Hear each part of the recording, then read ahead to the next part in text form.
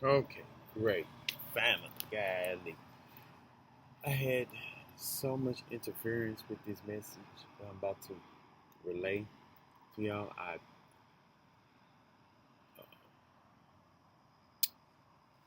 it's boiling out. It just wants to be heard out of me. It just wants to come out. I don't know what's going on.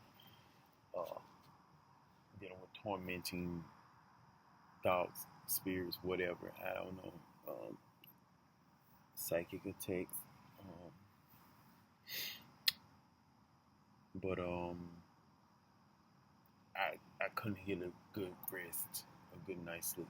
I just couldn't sleep. Um, I tried, and I was gonna postpone it until later on, or maybe I would have thought differently. But here it goes. I've just been noticing a lot in my theory and about creation itself and how pointless it is. Um, even from the God creating whatever you call it, angels or beings, placing spirits who was probably dormant in peace in vessels, in crystalline bodies, and then giving them a purpose or giving them a role. So you just gave them what they didn't ask. They didn't ask for any of it. They didn't ask to be angel. Adam and Eve didn't ask to be Adam and Eve. Humans didn't ask to be humans. Which floating energy. I don't even understand how who who obtained this energy. How did it come about? Uh, whether it's true light, uh, and then the the true light beings created false light beings by accident, or was it all in dark first, where it's dark beings, and then eventually light came about, and then spirits came about. But I'm assuming that there was always spirits before anything. There was always an energy source or energy or something sprout out and awakened and became light, and then it forced other beings into its world and gave it roles, and one of us to worship it. And it's like, what? And some beings didn't like that, and that's where the divide happened. And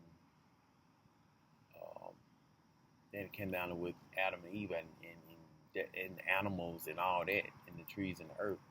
The earth didn't even ask to be the earth. The animals didn't ask to be animals.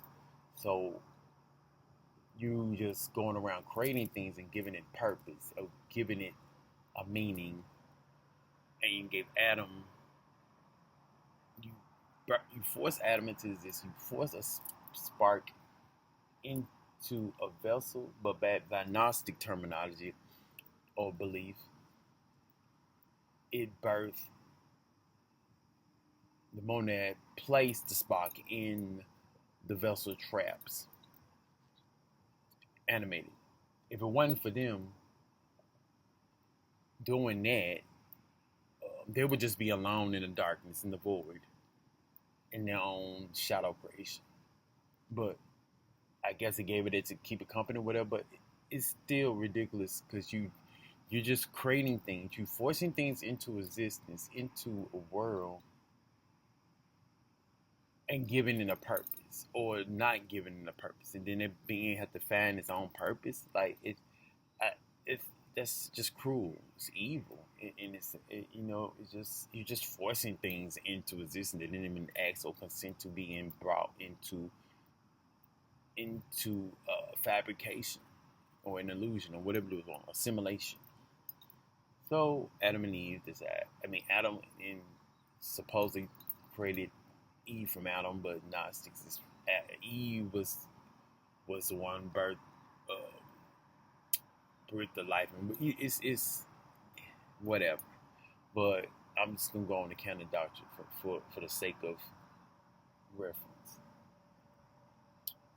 You forced the beings into existence. You told them, like, name the animals, do this. You gave it a job you, that they didn't even need and didn't want or need. You just said, okay. And then you gave it a command to not eat of the fruit and learn evil good. Learn of evil. With little protection. No protection at all. Just hey, just don't eat it. And Eve was tempted by a snake to eat it. And then Eve tempted Adam. The beast, and beast learned a beastly nature, the human nature of their lower nature, I say that. Desire of the flesh. And they just kept reproducing. More chaos arrived from it. It's some good, but evil came about it. It started with Cain and Abel, killing.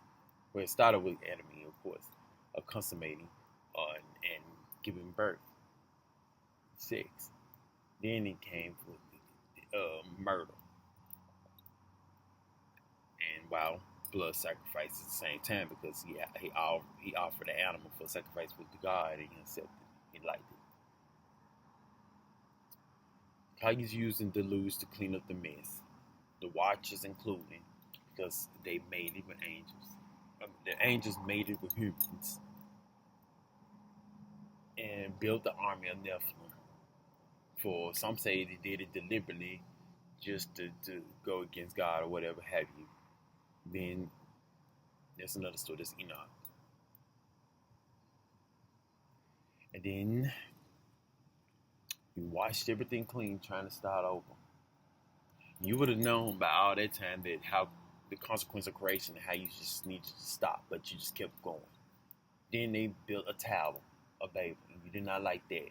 It was ambitious and working together to build a tower, maybe to escape, but to reach the heavens, or whatever other excuse you have as to why it happened. So you call yourself trying to divide them up. Turn down the tower in the process, causing confusion among them with the different languages. Then you have the Sodom and Gomorrah, burning down because it's wicked or whatever have you. I can go on and on. It's just how, and even God, unalive kids for teasing the prophet. So the walls of Jericho come crashing down Jericho and pillage the land. Do what you will. All these different examples of the messes of creation,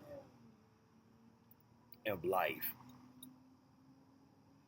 And you would think that of all that has happened, plus mankind's own history, separate from the Bible, separate from religions per se, or part of religion, you have art that also records historical moments.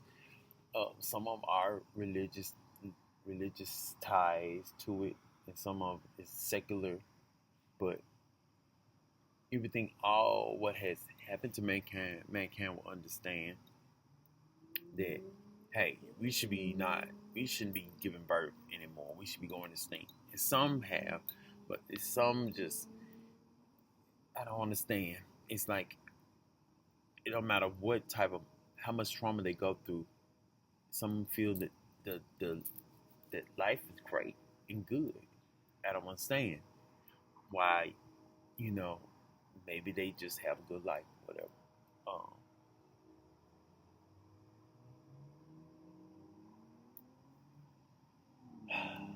But I guess they would. I mean, to spur everybody from hardship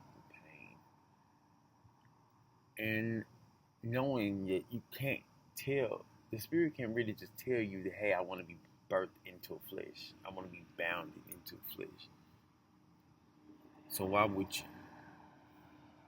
you put someone through that when in the end they still gonna lose it all? Like you gonna die. You can't take none of it with you, and going back into source, whatever you go, your spirit go. So why would you put someone else through that unnecessary experience? You see what I'm saying? It seems unnecessary. You gotta give it a meaning. You gotta give it it's quite crazy. And then what makes it so bad, the book, when it gets to New Testament and Old, it gets to New, um, instead of him being the Messiah, clean up the mess, do what he's supposed to do, clean up the mess of creation, you partially clean it up when it comes down to the union that continues evil and sin. You tell them that I prefer you to be like me on purpose, so they'll know, hey, we shouldn't be giving birth to anyone. And apostles have said, blessed are the barren.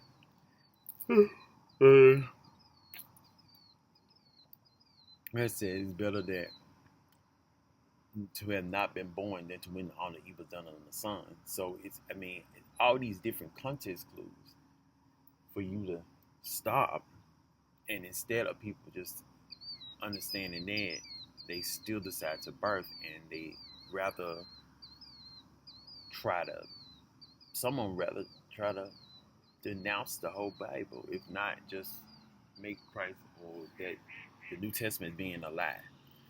So it's like, okay, because you rather just hold on to suffering and sin and everything else, life, or you want to rather live your life than to free up everybody from burdens and trials and tribulations. And the ones who actually supposedly be Christian believe, they want to hold on to certain scriptures that harms or talks bad about certain other unions that is not as common, and uphold the union that potentially births innocent beings into flesh, into bondage. I find it baffling. How can you say one thing is an abomination, but then you continuing suffering, that should be considered abomination. But people. You got to really be looking at these things with suspicious, with critical thinking and critical eyes. Like, you gotta look at it and see it for what it is. Why would something move apostles or prophets or holy people, men or women, to write and harshly go against a certain act that really does not place spirits into flesh, that really does not bound spirits into flesh? You condemn that, but you give more lenience towards what continues the problem. Because the heterogeneous union, if you birth the children into flesh, you're continuing the suffering. Not saying the child could grow up to be a problem. It could be more of the solution or the curse breaker or whatever. But what I'm saying is, you still putting it in burden, just for moments of goodness and neutrality. When we all just need to go back to being just in spirit. And I'm assuming that's just peace. Because in nothing is peace. I mean, if there was no, before creation, I'm assuming it was peace and nothing, or just peace and bliss. When creation happened, that's when the chaos started. Okay, that's just common sense. That's just, if you really just think about it, that's what happened. So that's my whole spiel on creation and the theory or the logic of belief systems uh, and life.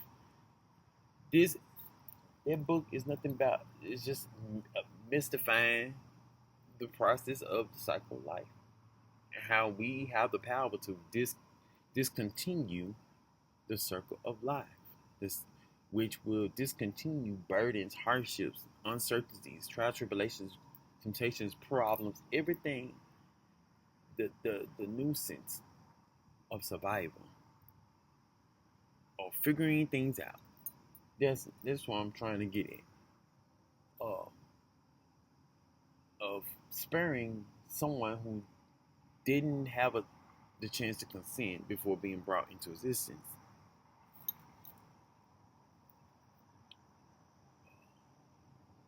And how we should stop demonize someone who has a different desire than what is considered traditional, the norm.